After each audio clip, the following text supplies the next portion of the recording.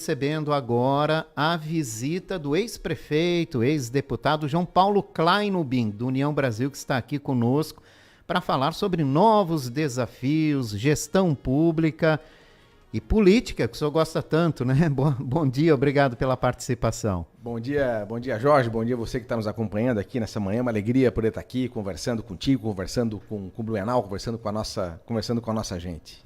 O senhor foi indicado pelo governador Jorginho Melo para a diretoria do BRDE, que é o Banco Regional de Desenvolvimento do Extremo Sul. Qual é o papel do BRDE, né, e qual a responsabilidade do diretor desse banco? Bom, o BRDE, como o nome diz, é um banco voltado para o desenvolvimento, né, para concessão de empréstimo, visando o crescimento, o desenvolvimento das nossas empresas. Muitas vezes se imagina que um banco como o BRDE atenda apenas grandes empresas ou grandes negócios, e acho que uma das missões que foi dada pelo governador Jorginho Melo é justamente de a gente aproximar o BRDE do pequeno empreendedor de Santa Catarina. O governador Jorginho Melo, que é o autor do PRONAMP, né, do Programa de Apoio à Micro e Pequena Empresa, que foi tão importante durante o processo da pandemia, no sentido de viabilizar que vários pequenos negócios não fechassem durante o processo da pandemia.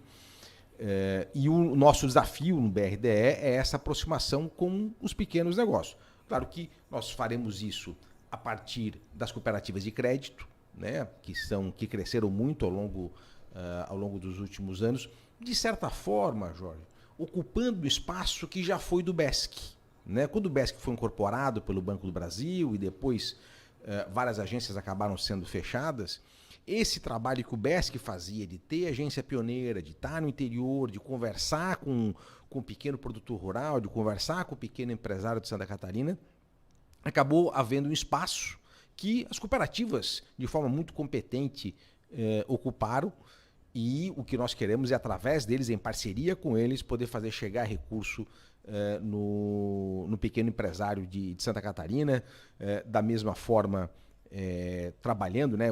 O programa vai ter 4 grandes vertentes que já foram anunciadas, inclusive pelo governador, né? Um voltado para a mulher, um voltado para o microempresário, um voltado para a inovação e outro para o empreendedor rural, né? Que produz tanto aqui em Santa Catarina, é tão importante para a economia do nosso estado. Então, acho que o principal desafio é deixar o banco cada vez mais conhecido, cada vez mais presente no desenvolvimento do estado, olhando especialmente para os pequenos, em parceria não só com as cooperativas, mas inclusive com as agências as agências de microcrédito, as instituições de microcrédito, como é o caso do Bluesol aqui, o Banco do Empreendedor e tantas outras entidades. Santa Catarina tem seguramente, Jorge, o melhor sistema de microcrédito do Brasil, que nasceu na época, lá em 99, até na época o Superedinho a mim era governador, em parceria com o Badesc, onde eu também já tive oportunidade de trabalhar, foi fundamental no fortalecimento dessa rede no passado, que certamente é um dos motivos que nos orgulha aqui em Santa Catarina. Então, a ideia justamente é isso, acho que a importância é poder ter alguém de Blumenau também próximo do governo do estado, né, independente da posição que você ocupe, é estar próximo do governo, é poder levar também, junto com os deputados estaduais e federais que a cidade tem, de poder estar próximo do governo e poder também defender os nossos interesses, defender as nossas prioridades. Né? Não é apenas aquilo que o BRDE pode fazer para o Blumenau, mas é aquilo que, como representante, levando as nossas dores e levando os nossos desafios, levando as nossas prioridades, você consegue também trabalhar dentro do governo como um todo. O senhor foi indicado, mas ainda não assumiu o cargo, né? Já tem uma data definida, né, para o senhor assumir essa função? Eu acredito que até o final desse mês há um processo de aprovação primeiro interno pelo banco, que já foi vencido, e agora pelo Banco Central. Esse processo acaba sendo um pouco demorado, até porque no começo do ano, virada de governo, há uma série de instituições financeiras que estão trocando os seus diretores, e não são apenas diretores, né? Diretores, conselheiros, membros do Conselho Fiscal, enfim, há um grande volume de avaliações nesse sentido. O processo é um pouco burocrático, então acredito aí que até o final desse mês isso deve estar resolvido. O que significa para o senhor essa nova função?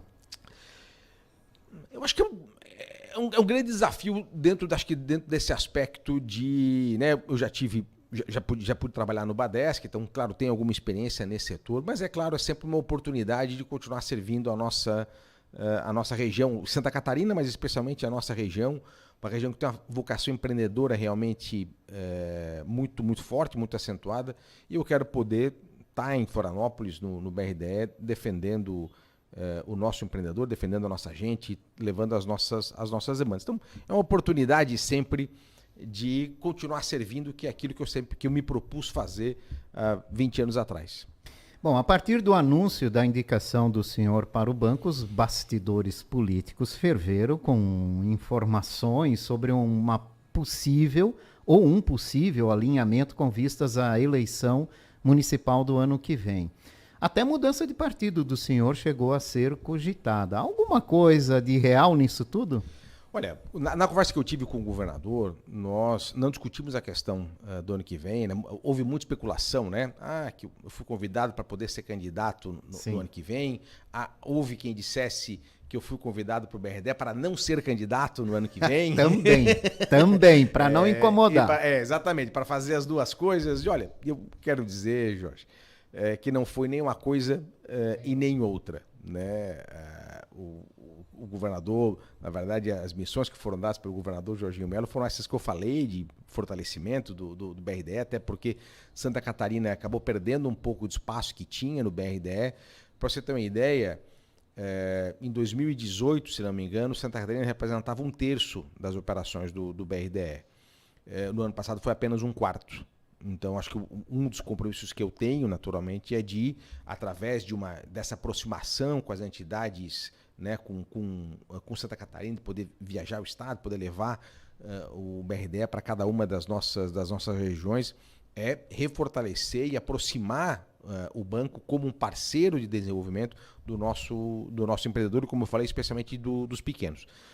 Mas, então, essa é a missão. Né? A discussão da eleição ela não virá agora, né? Nós não discutimos nem mudança partidária, nem ser ou não ser candidato. É só a discussão para o ano que vem. Tu sabe, Jorge, eu já falei sobre isso várias vezes, eu sempre fui um crítico, né, de você, estando no processo político, você está numa posição já de olho na próxima. Eu acho que a gente tem que estar onde está e servir ao máximo, se dedicar ao máximo àquilo que está fazendo. É muito cedo para discutir a questão da eleição do próximo ano. Eu acho que está muito longe dessa discussão ainda. E agora o foco agora é fazer o banco se aproximar de Santa Catarina. A gente entende isso, mas é natural que o nome do senhor, né, seja cogitado para eleição aqui na cidade. Não tem como fugir disso, passa pelo nome do senhor qualquer bochicho de bastidor. O senhor ainda tem desejo de voltar à gestão aqui do município? Eu sempre coloquei com clareza que eu gostaria de continuar servindo o Blumenau da melhor maneira possível. Acho que essa discussão de ter ou não ter desejo de disputar a eleição é muito mais, né, ninguém é candidato de si próprio, né? Ou seja, ninguém é candidato de si mesmo. Então, tem que se criar as condições para isso, tem que ter uma missão, um propósito para isso. E acho que essa é a discussão que você precisa ser feito. Não, como eu costumo dizer, o importante agora não é discutir quem vai ser candidato, Jorge. O importante agora é discutir quais são as prioridades da cidade. É importante é discutir o que é importante e quais são os desafios para o Blumenau dos próximos anos. Né? Acho que essa é a grande discussão. Quem vai fazê-los, quem vai ser o responsável por isso é a discussão menos importante nesse momento. Né? E eu entendo que talvez, já avançando um pouco no assunto, talvez um dos nossos maiores desafios dos próximos anos seja não só a questão da mobilidade, a questão do transporte coletivo como um todo. Né? Eu acho que é preciso um novo modelo de transporte. Eu entendo que o modelo da forma como está, ele não tem servido a cidade. Né? Nós entramos num círculo vicioso, né? Numa espiral negativa, vamos chamar assim, né? Porque a prefeitura paga hoje 30 milhões por ano de subsídio, né? E eu não sou contra o subsídio, né? Acho que a questão é como esse subsídio está sendo pago e para quê, né? No sentido de que ele precisa ser feito para melhorar o sistema e não para tentar sustentar o modelo que não tem oferecido resultado. Quando você... Por que eu digo que nós entramos numa espiral negativa? Né? Porque para segurar o preço da passagem, né, que esse é um dos objetivos do subsídio, como o sistema vem perdendo, ao longo dos últimos anos, ele vem perdendo, cada ano menos pessoas usam ônibus. Apesar da população crescer, menos pessoas usam ônibus. Durante o processo da pandemia, esse processo que já vinha acontecendo, ele se acentuou e hoje o transporte coletivo bienal deve estar transportando 70% dos passageiros que transportava. Ou seja, se transportava 100 antes da pandemia, hoje está transportando 70. Né? E aí a tarifa é quanto o ônibus custa dividido por quanto estão pagando. Se quanto estão pagando está diminuindo, a tarifa só aumenta. Aí para não fazer a tarifa aumentar, o que tu faz? Como tu não consegue botar mais gente dentro para usar o ônibus, tu está tirando custo. Tira custo é diminuir serviço. E aí o sistema piora, e aí menos gente deixa de usar. E aí no ano que vem o problema só piora. Então é esta forma de atuação que eu entendo que precisa ser completamente mudada. O subsídio é uma parte da solução? Mas acho que é preciso discutir como atender melhor a comunidade e como trazer de volta parte desse usuário. Muita gente diz que é impossível trazer de volta, eu acho que não é. Eu acho que não é impossível trazer de volta o usuário, desde que se de fato priorize o transporte nos investimentos viários da cidade. E aí, vou dar um exemplo. Eu falei antes, né, que ao longo dos últimos 20 anos, a cada ano, o transporte coletivo, o ônibus vem perdendo passageiro, apesar do crescimento da população. Só teve um ano que isso não aconteceu.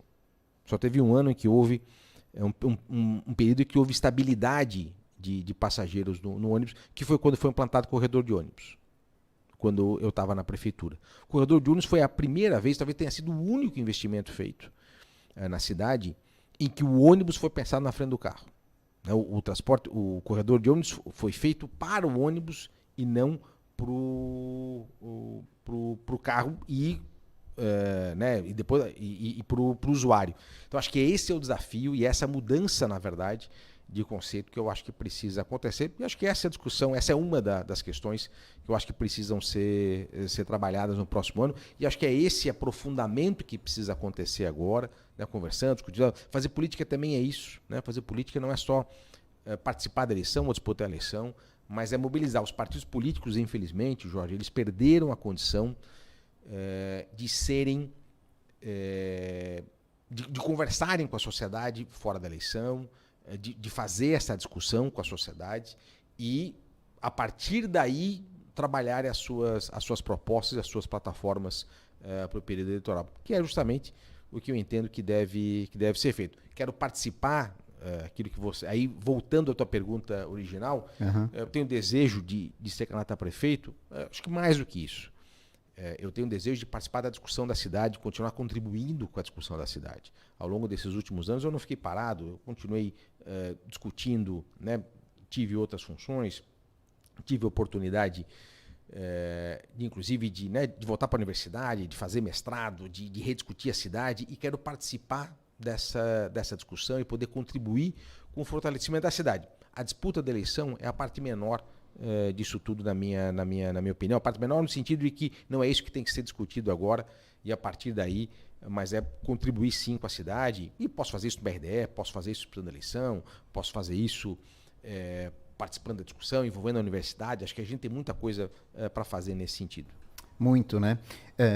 O que mudou na gestão pública, né, da época que o senhor foi prefeito para a situação atual, né? O que evoluiu? Como é que o senhor acompanhou tudo isso? O que aconteceu com a gestão pública nesse período? Está cada vez mais apertada a situação para as cidades, para os municípios, né? Cada vez mais tudo reflete no município. Sim, eu acho que há um processo cada vez mais em que os municípios acabam assumindo cada vez mais responsabilidade. Isso, a municipalização de tudo, né? Isso aqui, sim, a municipalização da responsabilidade, mas não a municipalização da receita. Exatamente. Acho que esse é o desafio. Mas, ao mesmo tempo, em algumas questões, por exemplo, como educação, hoje com o Instituto do Fundeb, por exemplo, o recurso que retorna ao município pela quantidade de matrículas que tem é muito viável, né? Então, eu, particularmente, já na eleição, inclusive de 2020, já defendia que nós temos que discutir com o governo do Estado um plano de avançar, inclusive na municipalização do ensino fundamental em Blumenau. Acho que fazer uma discussão de longo prazo com o Estado e olhar para as escolas estaduais hoje que ainda oferecem o ensino fundamental, e o município ir absorvendo parte desses alunos num processo ordenado e de médio prazo, para que o Estado possa cada vez mais em Blumenau se dedicar naquilo que é a sua principal meta, que é o ensino médio, que é onde reside o grande desafio da educação no Brasil, para poder combater a evasão escolar, para melhorar a qualidade da educação, né? As escolas municipais, elas têm um desempenho melhor do que as escolas estaduais de ensino fundamental, né? Justamente porque há essa proximidade, há essa proximidade da gestão, do contato com o diretor da escola, do contato com o pai do aluno. Então, alguns serviços serem municipalizados é extremamente importante, desde que você tenha receita para tanto, e talvez a educação seja um bom exemplo. Então, e a questão do transporte é outra questão que a gente tem discutido, né, que se discute uma forma de você financiar com recurso federal, talvez usando o recurso da CID, por exemplo, que é aquele imposto que tem no litro da gasolina, que poderia ser utilizado nas grandes e médias cidades para poder ajudar a financiar o transporte e fazer essa transformação que seja necessária. Mas talvez o que mudou cada vez mais, mudou não só para a prefeitura, para a administração pública, mas na vida de todos nós, era algo que não tinha quando eu fui prefeito da outra vez, que é o avanço da informática, o avanço, né, não só da rede social, mas dessa nova forma de se comunicar. E até de atendimento ao público. De atendimento, né? ao público, exatamente. E acho que a gente tem que olhar para isso como uma forma de melhorar o atendimento e de nos comunicarmos, não apenas os problemas, mas comunicar os serviços públicos e se utilizar dessas ferramentas para melhorar o atendimento para a sociedade. Seja de educação, seja de saúde, né, seja de serviço urbano, seja de coleta de lixo, não importa. Eu acho que o uso dessas ferramentas e pensar diferente, fazer diferente nesse sentido, utilizando a tecnologia, né? Eu saí da prefeitura em 2012, né, não havia, a rede social estava engateando há 10 anos atrás. Né? Você veja tudo que aconteceu, você veja tudo que aconteceu, e o governo precisa, né, o poder público de um modo geral, precisa cada vez mais estar presente, se utilizar dessas ferramentas hoje para melhorar a sua prestação de serviço para a sociedade. Como é que o senhor avalia e o senhor enxerga, né, analisa as ações adotadas após o ataque a uma creche aqui em Blumenau? As ações do governo do estado, as ações dos municípios, né, a questão da segurança nas escolas. E o senhor tem uma opinião sobre esse momento que a gente vive, de uma sociedade um pouco mais adoecida psicologicamente? A gente precisa atacar isso também? Precisa. E qual é o papel do gestor público nesse sentido? E aí, a gente estava falando da transformação que a rede social e que a popularização da rede social ocasionou no poder público, e esse talvez seja o reflexo negativo de tudo isso. É verdade. Hoje nós estamos muito mais polarizados, as pessoas têm contato muitas vezes com discursos muitas vezes agressivos que não havia antes. Não que a internet tenha inventado a agressividade, não, ela existia antes, mas talvez ela ficasse mais restrita, você não tinha tanto contato, e hoje você expõe, na verdade, muito mais as pessoas a isso, e exige de cada um de nós, e aí passa justamente por uma educação de dentro da escola, por uma educação para o cuidado, uma educação para a paz, vamos chamar assim, dentro das escolas. E eu acho que sobre o que aconteceu, a indizível tragédia que aconteceu em Blumenau, é um negócio que até mexe com a gente falar, inclusive, sobre isso. Mas vamos separar a resposta em dois momentos, né? Existe uma resposta imediata do ponto de vista da segurança, que eu entendo que seja necessária, né, e você avaliar, mas a gente não pode imaginar que a solução para isso está apenas nisso. Então, talvez o grande receio que eu tenha, digo isso não como quem já teve no poder público, mas como pai, né, é de que você pare só nessa resposta. Eu acho que o desafio está, e aí entra isso que você falou, Jorge, da sociedade adoecida, é de nós olharmos para dentro da escola e entender por que aquilo aconteceu, o que levou aquele rapaz a fazer o que fez. Eu acho que é essa a investigação que a gente precisa fazer, o que levou àquela situação e tratar realmente as causas disso. Né, tentar entender o que aconteceu em outros episódios como esse, e criar e poder, através da boa vigilância da rede, eu acho, né, nós estamos hoje discutindo aí o tal do PL das fake news, se é censura, se não é censura. Tem gente que defende que a internet não pode ter nenhum tipo de regulação, tem gente que quer regular demais. Eu acho que há um meio termo a ser buscado aí. Acho que não pode ser essa terra de ninguém que é hoje, né? Mas ao mesmo tempo não pode ter um Big Brother aí acompanhando tudo que você faz. Mas acho que né, os provedores aí, né, as redes sociais, elas precisam ser responsabilizadas, talvez o meio termo seja esse, pelo conteúdo patrocinado, né, por aquilo. Claro que é impossível você conseguir ler tudo o que acontece aí. Mas aquilo que acontece restritamente, em pequenos grupos, não faz diferença. Agora, a questão é você identificar quem está usando isso para cometer crime, você identificar quem está promovendo esse tipo de discurso como negócio e aí poder atuar. Mas eu acho que é preciso redescobrir, Jorge, os valores comunitários, é preciso redescobrir os valores daquilo que realmente nos une. Acho que a pandemia foi um momento marcante nesse aspecto, né? Eu tenho duas filhas, uma hoje está com 21, a outra está com 18, as duas hoje estão na universidade, mas durante a pandemia, minha filha mais nova, em especial, estava na escola, estava no colégio, ficou 2 anos praticamente em casa. Eu sei o desafio que é isso, como pai.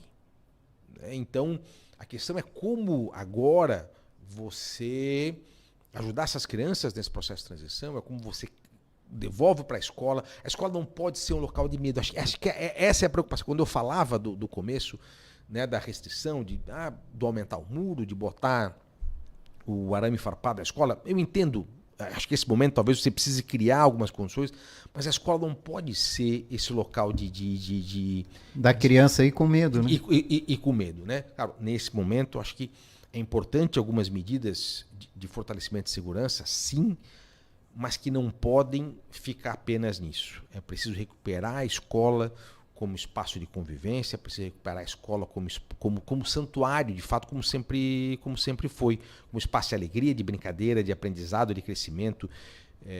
E é preciso, né, trabalhar, inclusive o bullying dentro das escolas, é preciso trabalhar essas questões como um todo, que vai exigir, não só da prefeitura, de todos, muito trabalho, muita dedicação, muita conversa com a sociedade e é um desafio realmente tratar a saúde mental de todos nós. Isso não é um problema de Blumenau, um problema mundial, né? Quem tem acompanhado Brasil, aí. O mundo mas inteiro, enfim, né?